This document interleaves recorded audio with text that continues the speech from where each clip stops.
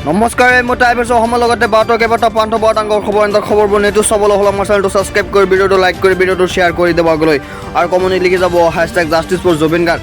জুবিন গাৰ্গক ফাষ্টেগ আদালতে ন্যায় দিব নোৱাৰে বুলি মন্তব্য কৰিছে অভিজিত শৰ্মাই। কি কৈছে চাই থাকক সম্পূৰ্ণ ভিডিঅ'টো। এখন কোৰ্টে ন্যায় দিব জুবিন গাৰ্গক সাক্ষ্যদান কৰি মই আশ্বস্ত হৈছোঁ। APW সভাপতি অভিজিত শৰ্মাৰ সাক্ষ্য গ্ৰহণ সম্পূৰ্ণ ফাষ্টেগ আদালতত সময় ল'লে। তেওঁলোকৰ কথাটো এনেকুৱা হ'ল, শ্যাম কানু মহন্তৰ উকিলজনৰ কথাটো হ'ল যে মানে শ্যাম কানু মহন্ত দোষী নহয় আৰু পকাই পকাই প্ৰশ্ন কৰে আৰু উত্তৰবিলাক যেতিয়া দিছোঁ উল্টাই তেওঁহে ফচি গৈছে। আচৰিত কথাটো দিল্লীৰ পৰা যিজন আছে সিদ্ধাৰ্থ শৰ্মাৰ উকিলজনে ইমান পাক লগাই প্ৰশ্ন কৰিছে, লাষ্টত কৈছে কি যে শ্যাম কানু মহন্তৰ যে হত্যা কৰিছে প্ৰমাণ কি, মই কিয় FIR নিদিলোঁ আগতে। তো মই ক'লোঁ, এইটো কথা ক'লোঁ যে শ্যাম কানু মহন্ত আগতে মানে এজন আইকন আছিলে, তেওঁ পলিটিকেল এনালাইচিছ আছিল, এণ্টাৰপ্ৰনাৰ আছিলে, তেওঁ বহুত অসমীয়া ল'ৰাক চাকৰি দিছিলে, কিন্তু আজি জেলৰ ভিতৰত সোমাই আছে। তো তেনেকুৱা কথা। তো মোটামুটি আজি তেওঁলোকে নোৱাৰিলে আমাক। আৰু এটা কথা ঠিক যে জুবিন গাৰ্গৰ মৃত্যুৰ পিছত আমি যিটো খঙত আছিলোঁ, একো নহ'ব নেকি, SITক গালি পাৰিছিলোঁ, মুখ্যমন্ত্ৰীক গালি পাৰিছিলোঁ, চবকে বেয়াকৈ কৈছিলোঁ, কিন্তু আজি মই নিজে সাক্ষী দি প্ৰমাণ হৈ থাকিলোঁ। এটা কথা কনফাৰ্ম যে এইখন কোৰ্টে জুবিনক ন্যায় দিবই আৰু এইখন চৰকাৰে জুবিনক ন্যায় দিবই, এইটো কনফাৰ্ম। আজি মই নিজে প্ৰমাণ হ'লোঁ। কোৰ্টখন খুব ধুনীয়াকৈ গৈ আছে আৰু চবকে মিলি যোনে যি কৈছে চব লিপিবদ্ধ কৰি আছে। সঁচাই এইখন কোৰ্টে জুবিনক ন্যায় দিব। আৰু ইয়াৰ লগতে এটা কথা ক'বই লাগিব যে জুবিন গাৰ্গক লৈ যিটো ৰাজনীতি চলিছিলে, বিশেষকৈ ইলেকশ্যনৰ আগত কংগ্ৰেছ দলে হওক, গৌৰৱ গগৈ হওক, তেওঁলোকে ইস্তাহাৰতো লিখি দিছিল জুবিন গাৰ্গক ন্যায় দিম বুলি। কিন্তু আজি ক'ত? আজি 2 মাহ হ'ল, এতিয়া দেখোন কাৰো কোনো খবৰেই নাই। ৰকিবুল হুছেইনো নাই, গৌৰৱ গগৈও নাই, কোনো নাই। কিয়? বিপদৰ সময়ত তেওঁলোক কিয় নাথাকে অসমীয়া মানুহৰ ওচৰত? আজি থাকিব লাগিছিল, নাই। তাৰমানে কি যে এটা কথা ঠিক, ইয়াৰ আগতে জুবিনক লৈ ৰাজনীতিয়ে হৈছিলে আৰু যাতে ৰাজনীতি নহয়। গতিকে ন্যায় প্ৰসংগটোত আপুনি এতিয়া মানে আশ্বস্ত হ'ব পাৰি আৰু না। আৰু এটা কথা, FIR বহুত পৰিছিলে আমি জনাত। এতিয়া মই CIDৰ পৰা গম পালোঁ, আমি যিখন FIR দিছোঁ সেইখন FIR মতেহে গোটেই কেছটো চলিব। এতিয়া কিছু সময় আগতে গৰিমা শইকীয়াই কৈছে যিখিনি প্ৰপাৰ্টি অসমীয়া আছিলে যে ইহঁতত থকা মানুহখিনি গোটেইখিনি দোষী, কিন্তু এতিয়ালৈকে আইনৰ আওতালৈ অহা নাই, তেনেকুৱা ধৰণৰ কথা। না, আজিতো মই এতিয়া এইবছৰ পৰৱৰ্তী ক'বলৈ মই আটাইতকৈ ডাঙৰ খবৰ দিবলৈ ডাঙৰ খবৰ। মুখ্যমন্ত্ৰী হিমন্ত বিশ্ব শৰ্মাৰ ডাঙৰ গহনা কৰিছে। পথ ব্যৱসায়ীৰ বিৰুদ্ধে কঠোৰ সিদ্ধান্ত লৈছে মুখ্যমন্ত্ৰী হিমন্ত বিশ্ব শৰ্মাই। পথ ব্যৱসায়ী উচ্ছেদ হ'ব বুলি মুখ্যমন্ত্ৰী হিমন্ত বিশ্ব শৰ্মাৰ মন্তব্য। চাই থাকক সম্পূৰ্ণ প্ৰতিবেদন। অচিনাকি ব্যক্তিৰ বিৰুদ্ধে একশ্যনত নামিব মুখ্যমন্ত্ৰী হিমন্ত বিশ্ব শৰ্মা। পথৰ ব্যৱসায়ীৰ বিৰুদ্ধে কঠোৰ ৰাজ্য চৰকাৰৰ সিদ্ধান্ত। সম্পূৰ্ণ তথ্য নাথাকিলে পথত দিব নোৱাৰিব দোকান। উচ্ছেদ হ'ব ব্যৱসায়িক প্ৰতিষ্ঠান, যাব লাগিব জেলত বুলি মন্তব্য কৰিছে মুখ্যমন্ত্ৰী হিমন্ত বিশ্ব শৰ্মাৰ। 16 আগষ্টৰ পৰা গুৱাহাটীৰ পথত চলিব অপহৰণৰ জৰীপ। গুৱাহাটীৰ বিভিন্ন স্থানত বৃদ্ধি পাইছে অচিনাকি ব্যক্তিৰ প্ৰতিষ্ঠান। বিভিন্ন মহলৰ অভিযোগৰ ভিত্তিত মুখ্যমন্ত্ৰীয়ে ল'ব একশ্যন।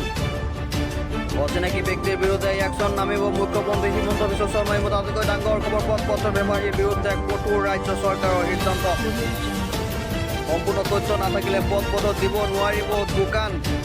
উচ্ছেদ হ'ব ব্যৱসায়িক প্ৰতিষ্ঠান, যাব লাগিব জেলত। 16 আগষ্টৰ পৰা গুৱাহাটীত পথত চলিব অপহৰণৰ জৰীপ।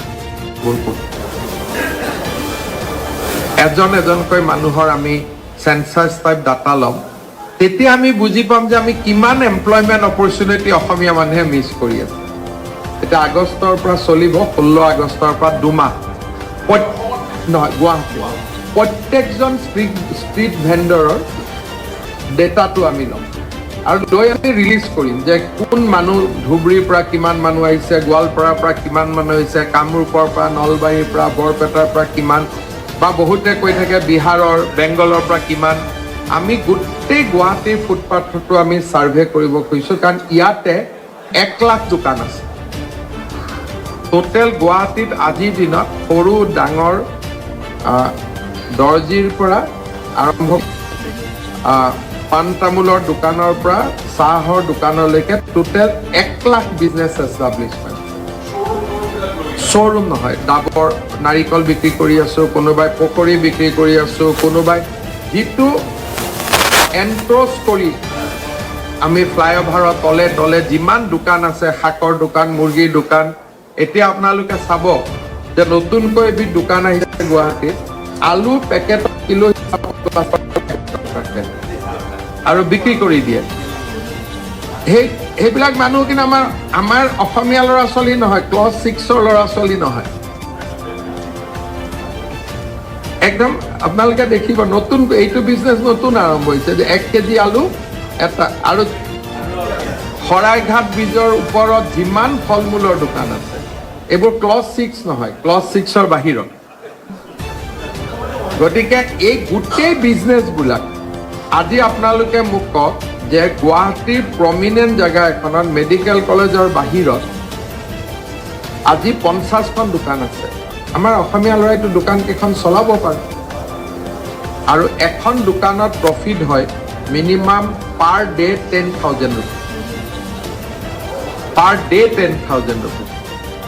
এই গোটেই সমীক্ষাটো আমি 16 আগষ্টৰ পৰা 3 মাহৰ এটা ছাৰ্ভে কৰিম, যাতে অসমীয়া ল'ৰা ছোৱালীখিনিৰ আমি এটা আই অপেনিং কৰিব পাৰোঁ।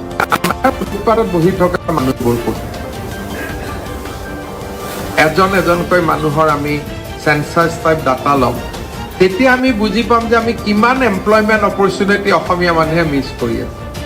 এতিয়া আগষ্টৰ পৰা চলিব, 16 আগষ্টৰ পৰা 2 মাহ নহয় গুৱাহাটী প্ৰত্যেকজন ষ্ট্ৰীট ভেণ্ডৰৰ ডেটাটো আমি ল'ম আৰু লৈ আমি ৰিলিজ কৰিম যে কোন মানুহ ধুবুৰীৰ পৰা কিমান মানুহ আহিছে, গোৱালপাৰাৰ পৰা কিমান মানুহ আহিছে, কামৰূপৰ পৰা, নলবাৰীৰ পৰা, বৰপেটাৰ পৰা কিমান, বা বহুতে কৈ থাকে বিহাৰৰ, বেংগলৰ পৰা কিমান। আমি গোটেই গুৱাহাটীৰ ফুটপাথটো আমি ছাৰ্ভে কৰিব খুজিছোঁ, কাৰণ ইয়াতে 1 লাখ দোকান আছে টোটেল গুৱাহাটীত। আজিৰ দিনত সৰু ডাঙৰ দৰ্জীৰ পৰা আৰম্ভ